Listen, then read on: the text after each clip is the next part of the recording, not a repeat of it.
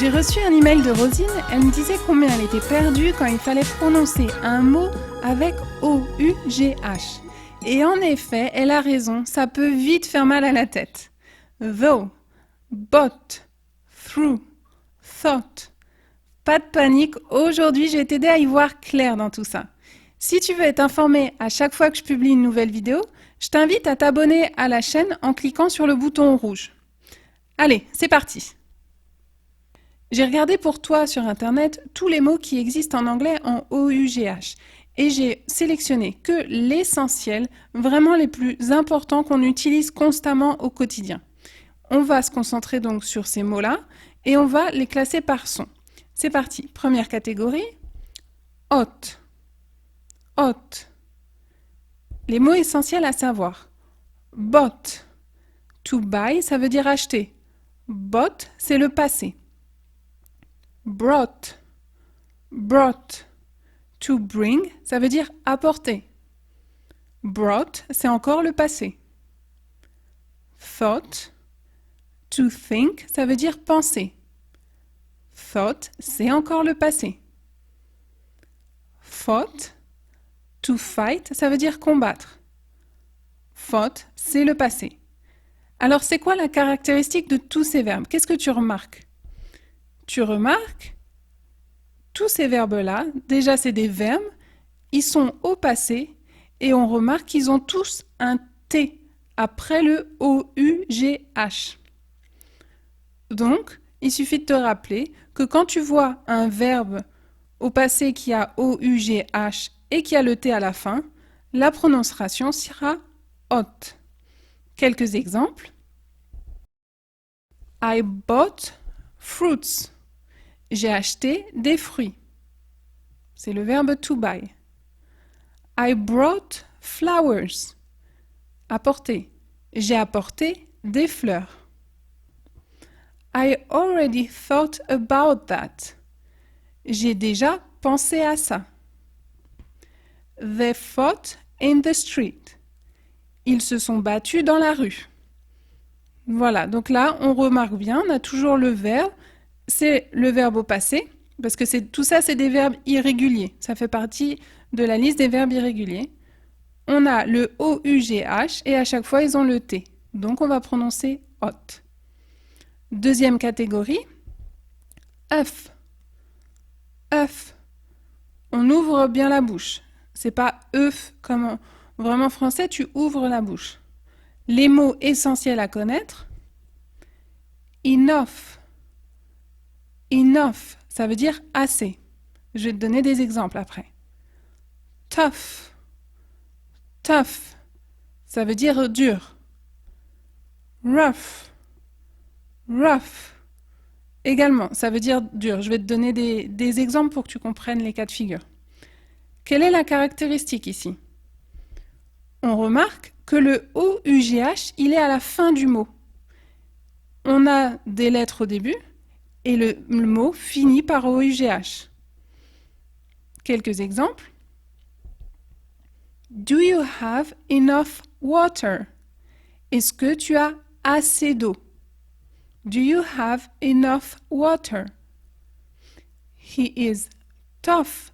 He never gives up. Il est vraiment dur. Il sait résister en fait. Il n'abandonne jamais. He's tough. I had a rough day. J'ai eu une journée difficile. J'ai eu une journée difficile. Rough. Donc là, deuxième cas de figure, OUGH est placé à la fin du mot. Et devant, on a des lettres. Consonnes ou autres. Autre cas de figure qui se ressemble légèrement. Off. Off. Cough. Ça veut dire tousser ou avoir la toux. On remarque la même chose, ça finit par OUGH. C'est un cas légèrement à part, mais c'est la même chose, tu vois. Au début, on disait œuf, là on dit off. Au final, la sonorité sera plus ou moins la même en tant que francophone, tu vois. La différence, elle est très légère. Mais je te la montre quand même pour que tu sois conscient de la différence. Un exemple, you often cough. You often cough. Tu tousses souvent. Donc là, qu'est-ce qu'il faut retenir de ces deux catégories? Quand ça finit par O-U-G-H à la fin d'un mot, on prononce off ou off. Donc tu vois, c'est relativement la même chose. Off, off. Autre cas de figure. Ou. Ou. Les mots essentiels, c'est through, through, throughout, throughout. Oublie pas de bien, quand on prononce le TH en anglais, de bien mettre ta langue entre les dents. Through, through. Qu'est-ce que tu as remarqué ici? C'est quoi la caractéristique? La caractéristique, c'est que on a O-U-G-H et devant, on a T-H-R. Quand on a T-H-R, on va juste prononcer le O-U-G-H comme si c'était O-U. Quelques exemples. We had a good growth throughout the year. On a eu une bonne croissance tout au long de l'année. Throughout, ça veut dire tout au long. Through, ça veut dire au travers. Je te donnerai d'autres exemples pour les exercices après. Et enfin, dernier cas de figure, O. O. Les mots essentiels à connaître. Although. Although. Là, tu remarques le TH, il y a deux manières de le prononcer en anglais. Tu pourras regarder ma vidéo. Soit on fait comme si on zozotait avec un S, through. Soit on fait comme si on zozotait avec un Z. Although. Though. Ou donut. Là, il n'y a pas de caractéristique. Ces deux choses, là, on ne voit pas la logique. Donc, c'est à apprendre par cœur. Ça va, ça reste quand même limité.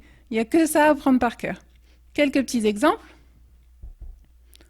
Although he's tired, he's still working. Même s'il est fatigué, bien qu'il soit fatigué, il est encore en train de travailler. Although. Though, c'est la même chose. Donuts are so delicious. Les donuts sont si délicieux.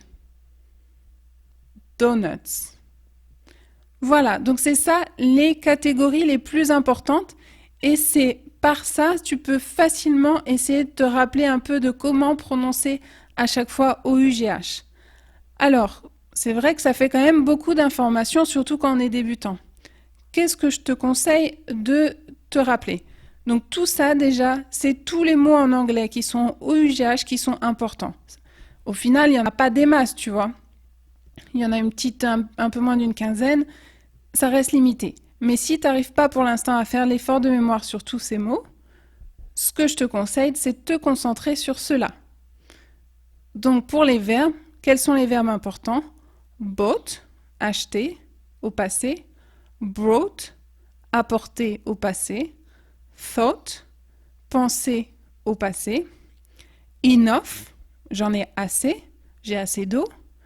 Tough, c'est difficile, c'est dur. Through, au travers de la glace par exemple.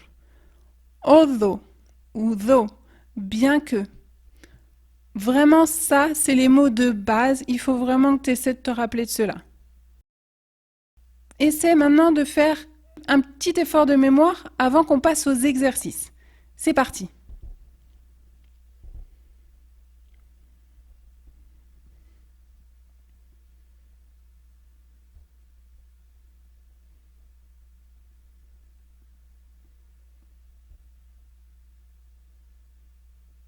C'est bon, t'as réussi à faire un petit effort de mémoire? Parce que maintenant, on va passer aux exercices et tu vas tester et calculer tes points. Une chose avant tout, si tu veux télécharger la fiche récapitulative de cette leçon, tu peux cliquer sur le lien dans la description de la vidéo. Allez, c'est parti pour les exercices. Première phrase, It's to be parents. C'est difficile d'être parent. Quelle est la prononciation?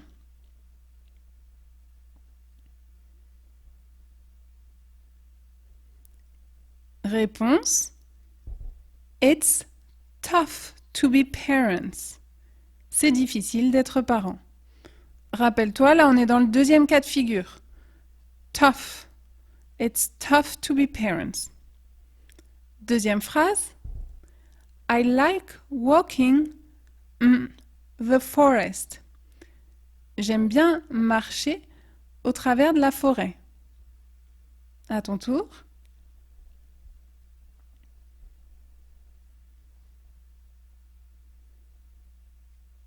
Réponse. I like walking through the forest. On est dans le cas de figure. Là, on a le THR. À chaque fois qu'il y a THR plus le OUGH, ça donne through. Troisième phrase. We, a chocolate cake. Nous avons apporté un gâteau au chocolat.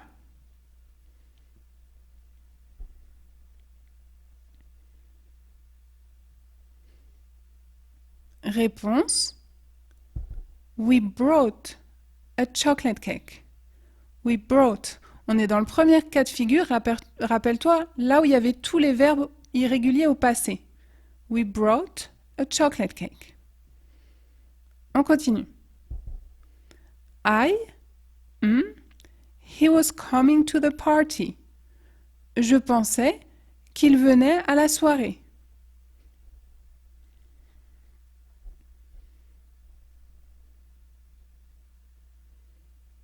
Réponse. I thought he was coming to the party. Je pensais qu'il allait venir à la soirée. On a le même cas de figure, c'est un verbe au passé. À chaque fois que c'est un verbe au passé, vu qu'on a le T, on va dire ought. I have clothes. J'ai assez de vêtements.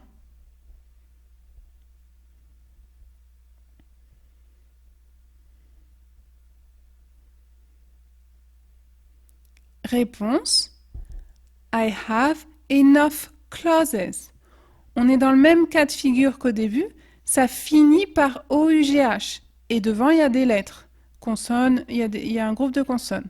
Mais ça finit par OUGH. Donc, ça va être enough.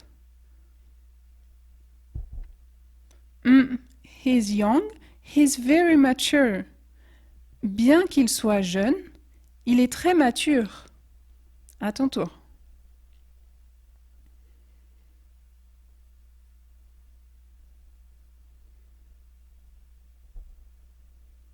Réponse.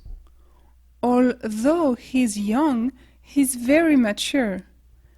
Rappelle-toi, la catégorie du haut, celle-là, c'est celle qui est un petit peu difficile, il faut l'apprendre par cœur.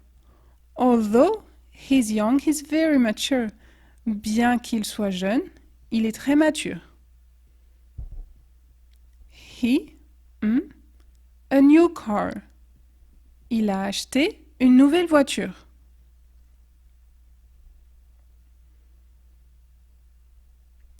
Réponse. He bought a new car. Encore une fois, c'est un verbe au passé. Bought. Voilà. Alors dis-moi dans les commentaires combien tu as eu. Surtout, n'hésite pas si tu as des questions, s'il y a quelque chose sur lequel tu as bloqué, je suis là pour t'aider. Tu as juste à me poser tes questions dans les commentaires. Bravo, tu te rapproches chaque jour un peu plus de cette liberté en anglais. Si tu tiens à avancer encore plus vite, je t'invite à télécharger la checklist que j'ai faite pour toi. J'ai synthétisé en fait les points essentiels à connaître. Avec cette liste, tu auras la base pour devenir pleinement à l'aise en anglais. Alors à tout de suite de l'autre côté.